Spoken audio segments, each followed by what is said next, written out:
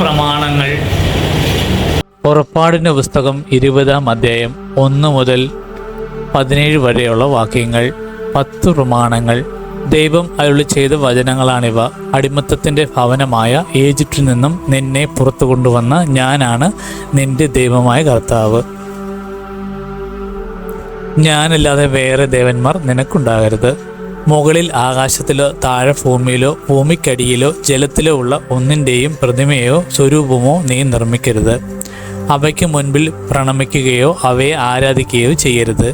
എന്തെന്നാൽ ഞാൻ നിന്റെ ദൈവമായ കർത്താവാണ്, അസഹിഷ്ണുവായ ദൈവമാണ്. എന്നെ വെറുക്കുന്ന പിതാക്കന്മാരുടെ കുറ്റങ്ങൾക്ക് അവരുടെ മക്കളെ 3-4 തലമുറ വരെ ഞാൻ ശിക്ഷിക്കും. എന്നാൽ എന്നെ സ്നേഹിക്കുകയും എൻ്റെ കൽപ്പനകൾ പാലിക്കുകയും ചെയ്യുന്നവരോട് 1000 തലമുറകൾ വരെ ഞാൻ കരുണ കാണിക്കും. നിന്റെ ദൈവമായ കർത്താവിൻ്റെ നാമം വൃഥാ ഉപയോഗിക്കരുത്. തൻ്റെ നാമം വൃഥാ ഉപയോഗിക്കുന്നവനെ കർത്താവ് ശിക്ഷിക്കാതെ വിടുകയില്ല. സാബത്ത് വിശുദ്ധ ദിനമായി ആചരിക്കണമെന്ന് ഓർക്കുക. 6 ദിവസം അധ്വാനിക്കുക, എല്ലാ ജോലികളും ചെയ്യുക.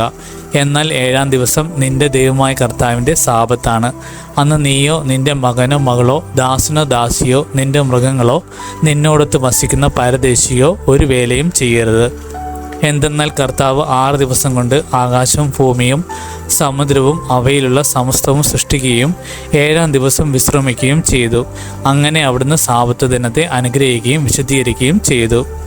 നിന്റെ ദൈവമായ കർത്താവ് തരുന്ന രാജ്യത്ത് നീ ദീർഘകാലം ജീവിച്ചിരിക്കേണ്ടതിന് നിന്റെ പിതാവിനെയും മാതാവിനെയും ബഹുമാനിക്കുക.